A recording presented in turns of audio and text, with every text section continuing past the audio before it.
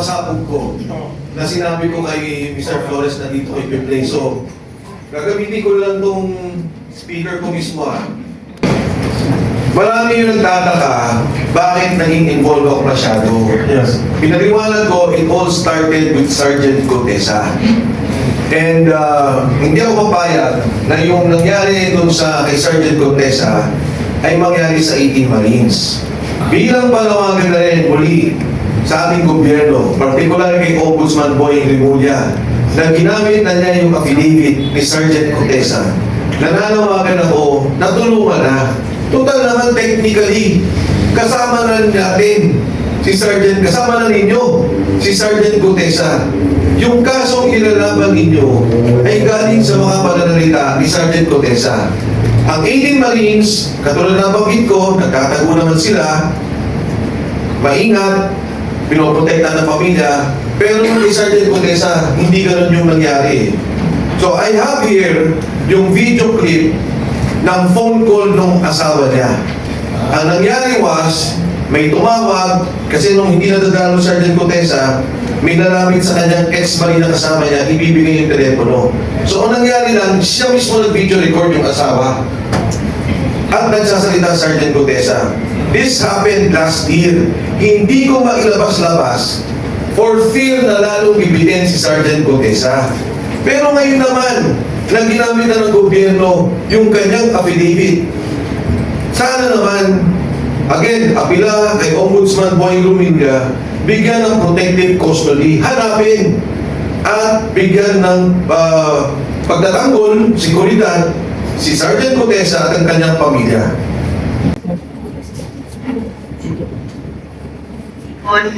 Lumilipat ba? Pinatong ko kasi tumatawag sa isa. Cellphone. Lumilipat ba? Hello? Ayan, ito ka na? Matulog ka na?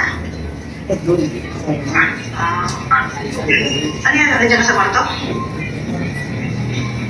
Ha? Nakasama po siya. Nag-ingit siya, nag-ingit. Tumawag si Kuya. Kinukumusta ka? Ulitin mo daw yung sinabi mo kanina na i-videoan ka para may record. May record kami, i-record namin. Yan. Yung tungkol lang sa pinabit na sino ba may gawa na? Ikaw po sila. Ginalito na. Sabi-sabihin. O, sabihin mo kung anong nangyari doon para may record namin.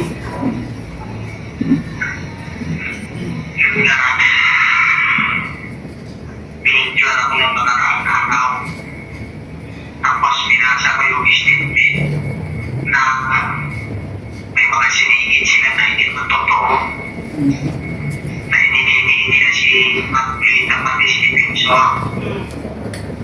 na sinabi nila nun sa statement na pinanakuha na ko ng pera, babayaran ko. At sinabi pa doon na hindi na siya wala akong alam doon sa hindi doon sa battery ni Updates. Hindi na lang nakalagay doon na ayaw mo dapat pirmahan. At hindi naman ako mga statement din sila naman. Yun lang ang pinirmahan mo. Yun lang yan. Yung nagkasinit doon sa ano ko. Saan ba sa pinakahuli? Hindi na sabi yung parang na Gitna? dahil sa kapit yung data ko na tapos may upang 20 ko ng pera. Ba't ang haba naman? Sila po ay Pero yung affidavit mo nung una, andun pa yun. wala yung ibang Ay, may ginawang panibagong affidavit para basahin mo. So, pinangako na lang sa'yo nung una, nung pinirmahan mo, hindi na ilalabas yun. sabi nila hindi lalabas. Bakit ka ba nila pinabasa? Anong sense nun? Hindi ko alam po. Dahil nagalit dadalhin daw sa korte para mawala daw ang kaso ko.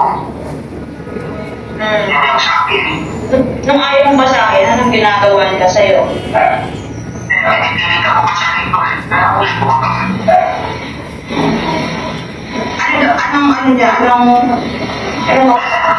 Anong kapalit na hindi mo binasa? Para daw nililitin na kayo. Wala na magbubulo dyan sa inyo. Wala na nang bukod sa amin na. Sa totoo lang, wala nang gugulo sa amin. Sila lang ang gugulo sa amin. Sila ang gumagawa ng paraan para manggulo. Sila lang ang nako sa amin eh. Kaya sabi sa'yo na yung gulo na yung ako. Hindi na ako makatulog-tulog. Mag-ano ka muna, bago ka natulog, may kumamaligag na tubig. Para marunong si muscle mo.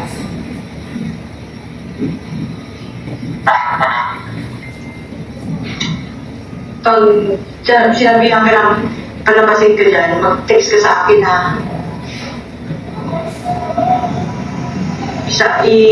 Ano mo agad sa akin, text mo agad sa akin. Ang nilagay sa akin, magpapantay mo lang sinabong mo kay Eric na korte, papantay mo lang ilang isip. Nakontek ka talaga sila doon. May isa sa loob, may isa sa labas. Tatlo yan, tatlo daw. Kasi pag binalabas ka, may contact na kami dun sa loob. Doon ka na lang muna sa loob. Hindi ka na lalabas doon.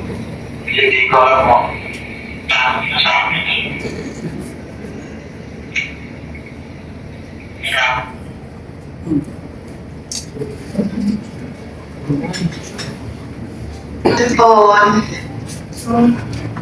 So, Secretary President, it was recorded last year pa po. Last year. And that was the last conversation of the wife to Sergeant Gutesa. Kasi nag-worry ako sa kanya, hindi ko siya nakikita.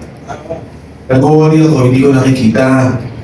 So, sabi nung isang kasama, I think sinabi, di ba, nung si Kuya kung pwedeng record ninyo. And confidentially, nasend sa akin. Sinend niya siguro doon sa isang kasama niyang ex-marine. So, parang sinasabi na ito, buhay naman. Except, kung napansin nyo, sinabi niya, di ba, hindi ko alam kung palalabasin ako.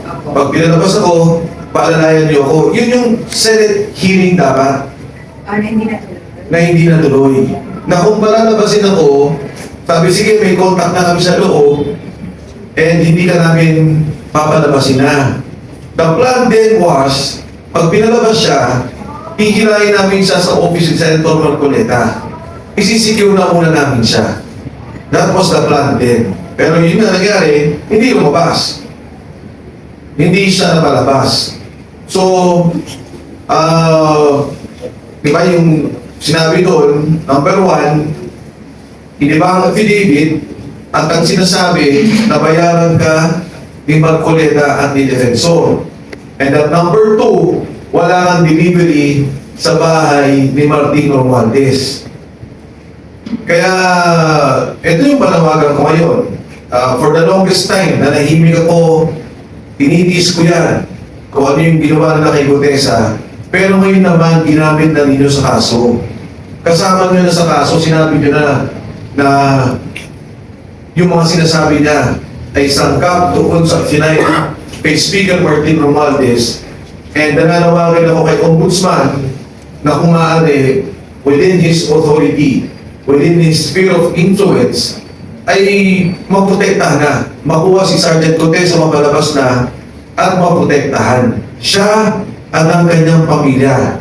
Dahil ang paniwala ko, Wilson, kung siya lang, hindi matatakot si Gutesa. Kung siya lang, hindi atras. Pero, again, narinig nyo naman, di ba? Sabi, titigilan na kayo. Sinabi niyang kaso, aaras yung kaso sa'yo, yun yung kaso sa affidavit na i-final sa Manila. Na sinabi doon na siya ang kakasuhan pa. So, yun yung binabanggit doon. So, again, thank you sa inyong lahat for the opportunity. Kasi ngayon ko lang ito nilabas. First time. And I hope that this will help Gutesa and his family. Dahil, again, siya ang kakampi ng ombudsman sa kasong to. For the record, sir, buhay po ba si Gutesa o hindi? Ang last na nakuha kong information, ang sabi nila is buhay, and sabi nila kasama daw yung pamilya. Kung saan, hindi ko alam. Pero I'm sure hindi din siya abroad kasi makikita naman sa records kung nag-abroad eh. So you don't know, sir, who is in custody now of Gutesa? Exactly. Hindi ko alam. Hindi ko alam. But definitely, Secretary de Luzor, gobyerno ang may hawak. Not that you don't know necessarily kung ano yung exact na agency or unit, pero gobyerno po ang may hawak. Nare-recall ninyo before kiniklaim ko Marines? Yes. Yeah, I was standing by that word. Although, ang problema ko kasi, delayed ako eh. What do I mean? Pag sinabi ko nandito siya, wala na siya doon. Pero galing siya doon. Diba? Pag sinabi kong mukhang nandito na siya, so, kasi yung information na nakukuha ko, hindi naman mabilis eh. Hindi naman siya ang kausap ko agad or the family. Parang suspect